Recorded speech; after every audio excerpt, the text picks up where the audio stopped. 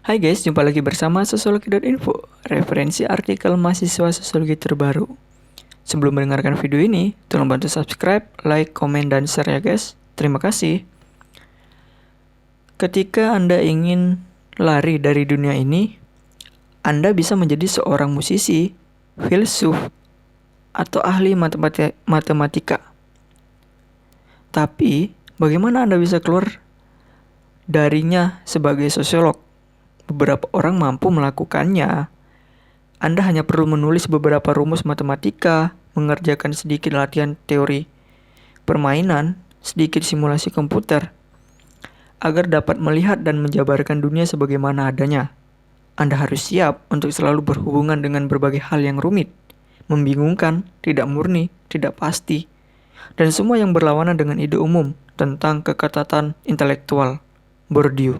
Memahami hakikat sosiologi beserta contohnya. Sosiologi info. Hakikat sosiologi sebagai ilmu pengetahuan perlu juga kita ketahui sebagai awal dan dasar seorang sosiolog muda mempelajari gejala-gejala sosial kemasyarakatan. Yuk dengarkan.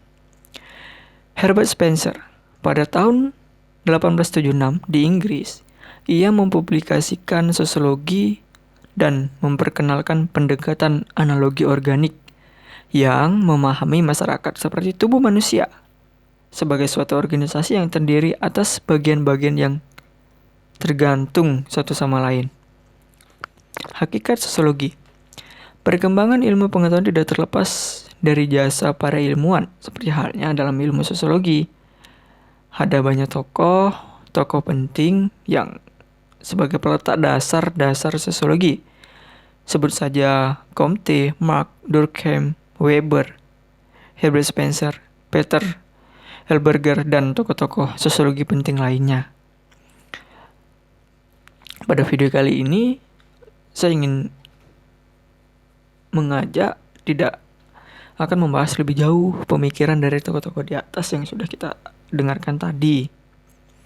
Namun, kita akan mengulas secara singkat tentang hakikat sosiologi sebagai ilmu pengetahuan. Pertama, sosiologi adalah ilmu sosial karena yang dipelajari merupakan gejala-gejala sosial kemasyarakatan.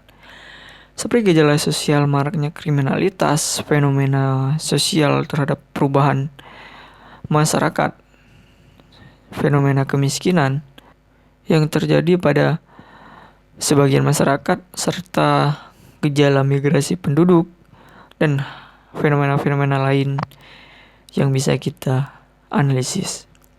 Kedua, sosiologi bagian dari disiplin ilmu normatif dan bukan merupakan disiplin ilmu kategori yang membatasi diri pada kejadian saat ini saja dan bukan apa yang terjadi atau yang seharusnya terjadi.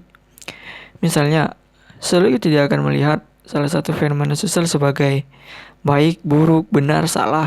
Melainkan sosiologi berada di tengah-tengah untuk menentukan hasil dari observasi pengamatan di lapangan bagaimana sebenarnya gejala-gejala sosial kemasyarakatan itu terjadi. Dari hasil analisis yang dilakukan dengan berbagai metode ilmiah, maka akan terjawab suatu permasalahan sosial atau fenomena sosial yang ada pada masyarakat tersebut. Penilaiannya tidak sepihak, melainkan berdasarkan hasil analisis terhadap proses-proses yang sedang berlangsung dan yang akan ditentukan dan atau ditarik kesimpulannya. Ketiga, sosiologi merupakan ilmu pengetahuan yang murni dan ilmu pengetahuan terapan. Kalau kita lihat perjalanan ilmu pengetahuan sosiologi dari masa ke masa, sekarang sudah ada banyak sosiologi terapan yang bisa dikaji melalui seperti sosiologi politik, hukum, ekonomi, pendesaan, perkotaan, dan bahasan sosiologi terapan yang fokus isu lainnya. Keempat, sosiologi merupakan ilmu pengetahuan yang empiris dan rasional. Hal ini menyangkut metode yang digunakan. Dari hasil empiris dan rasional, kajian sosiologi akan sangat kuat pada analisis yang memberikan hasil yang relevan terhadap berbagai permasalahan fenomena sosial kemasyarakatan. Sebagai seorang sosiolog, penelitian yang dihasilkan merupakan hasil yang sesuai dengan akal sehat dan rasional. sehingga tidak ada data maupun hasil yang berspekulasi atau menduga-duga. Kelima, sosiologi merupakan ilmu pengetahuan umum, yang artinya sosiologi mempunyai gejala-gejala umum yang ada pada interaksi antar manusia atau masyarakat kelompok sosial. Memang, yang menjadi bagian penting dari kajian sosial adalah interaksi sosial, yang meliputi interaksi antar manusia, kelompok, organisasi, maupun antar individu.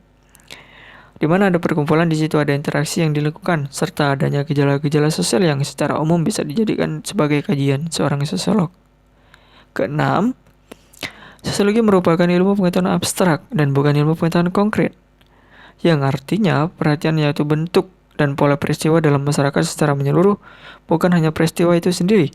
Misalnya dalam fenomena sosial pandemi virus corona, yang juga mesti dikaji adalah tindakan perilaku sosial masyarakat, yang mana berubah sesuai dengan gejala sosial itu sendiri. Bagaimana menerapkan protokol kesehatan secara menyeluruh, hal tersebut bisa dikaji dengan menggunakan perspektif sosiologi yang diambil dari berbagai sudut pandang fenomena sosialnya. Ketujuh, sosiologi bertujuan menghasilkan pengertian dan pola-pola umum, serta mencari prinsip-prinsip dan hukum umum dari interaksi antar manusia. Sifat, hakikat, bentuk, isi, dan struktur sosial masyarakat sebagai manusia atau makhluk sosial. Misalnya dalam kehidupan sehari-hari, kita sebagai seorang sosiolog akan melihat pola-pola kebiasaan atau yang disebut oleh Bourdieu sebagai habitus. Nah, disinilah kita dapat menemukan pola-pola itu dalam analisis sosiologi. Dengan demikian, setiap permasalahan sosial yang ada, sosiologi selalu hadir dan ikut mengambil peranan penting. Terima kasih telah mendengarkan video ini. Sebelum mengakhiri, tolong bantu subscribe, like, komen, dan share ya guys. Terima kasih, sampai jumpa lagi di video selanjutnya.